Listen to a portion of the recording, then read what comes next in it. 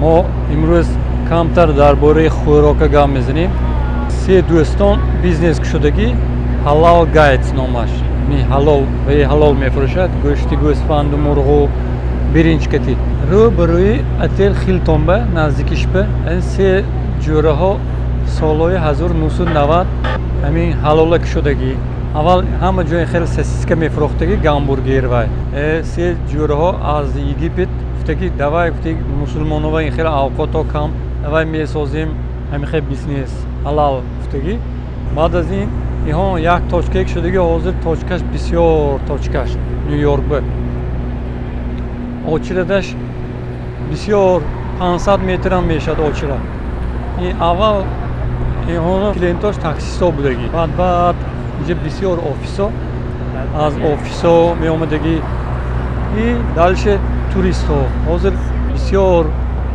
چه میگوید مود نشدگی اینجا و این حلال درباره همین گام میزنیم کمتر نشان میتیم منو بینید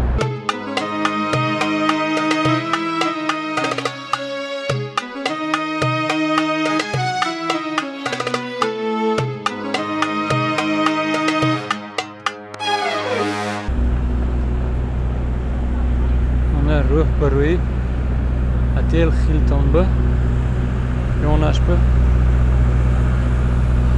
бачаҳо бизнесаш дар авҷ.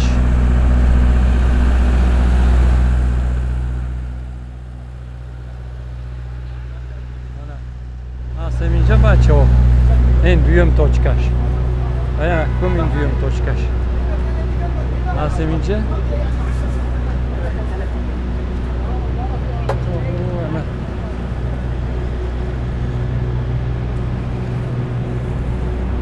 ҳастем инҷа дальше хонаи ахираш ба байрақ овезон ку то онҷа 300-400 метр. Ага 300-400 метр очрат мешавад. Вақтҳои обед ба. Ана бизнес дӯстон. Инҷа ҳамаш небаскиробо ваё мебиёд инҷа ва. Ҳамин офисни работникҳо. Кани аку мана инҷа ҷо бисёр. Кани моям вон вай бучакаш ба якта тоҷикӣ кара шашлик ми ёхе самбусаи тоҷикӣ ташкил куним мешавад. Ҳама кор мешавад инҷа ба. Кардан лозим ҳатман. Хай мана ҳамаша анализ кунем чи ягон бачаҳои ба даступоя фарёд мекунем аз Тоҷикистон инҷа ба. Ана халқ. Инҷа гӯшти пухта мондагӣ. Гӯшти гӯспанд, мурғ. Hi sir. Good.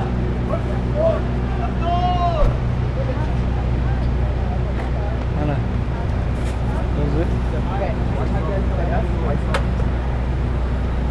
Движение сахт. Чоркаса, коркасос. Ana машинки те оварда додам мегире. Нону, пону, пите, мите. Hi sir. Good. Business good. Yeah, very good. Good. Very good.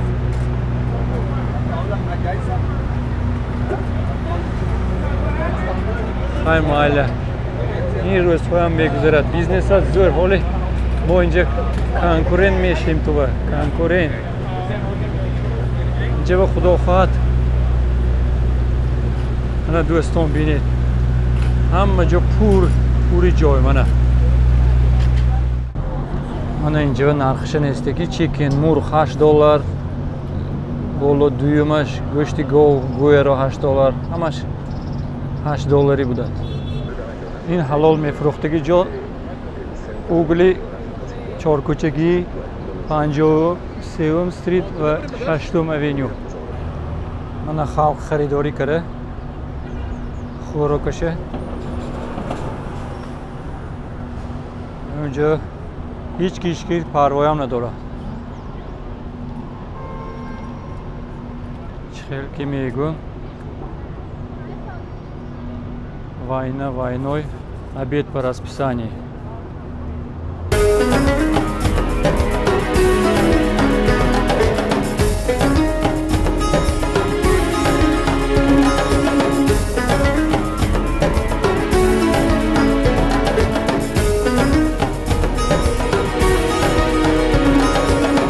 Do'ston, inja отель Хилтон.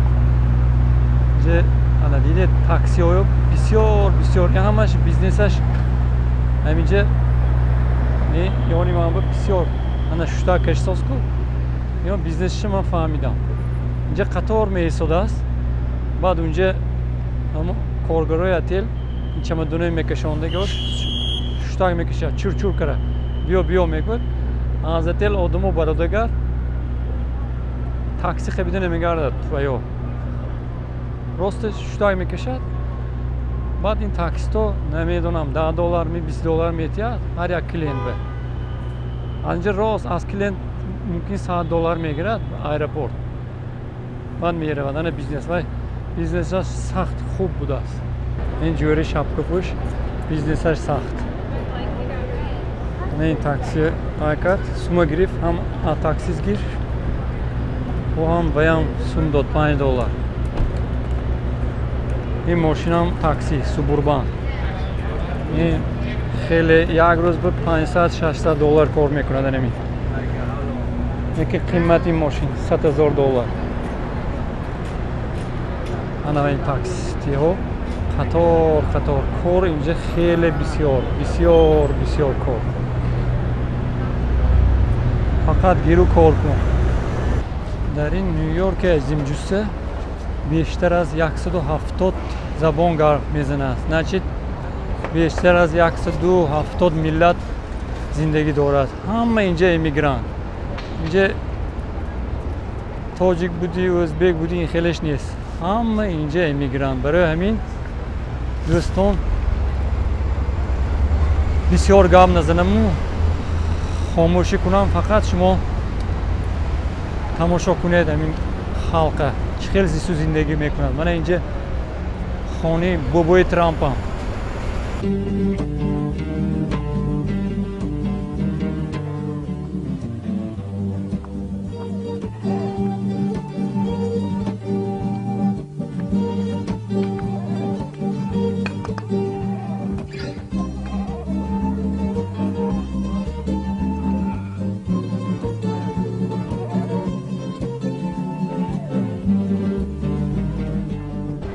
عقیبی من به ترامپ تاور نوشتگی اینم یکی از خانه‌های ترامپ جنابی ترامپ این خانه ساختگی ولی وقت وای پرزیدنت نبودگی این کاله بهادری توقید میغالطد اثره انا دوستان انا این خانه ساختگی برای همه آمده اینجا صورت گرفت ساستانه ایده این عجایب شهر باور کن همین از اینجا خانه نروم میگویم همین دورک زده میگردی یک قهوه میگیری و زده میگردی و اگر نوسکشا باشه دیگر نوس زده میگردی راحت کرده کالت به سویج ایده ها میبیاده همین چند زده میگردی و بلین مگوی دوای من خیلی کار کنم برای همین اینجا بیزنس سخت ترقی کرده که شهر نیست در اینجا فقط کار بیزنس های ایده های نو میبیاد انا این ماشین سوبوربان دیویژنش سختی 500-800 دلار کار میکنه در یک روز انا دیدید در یک روز پاکا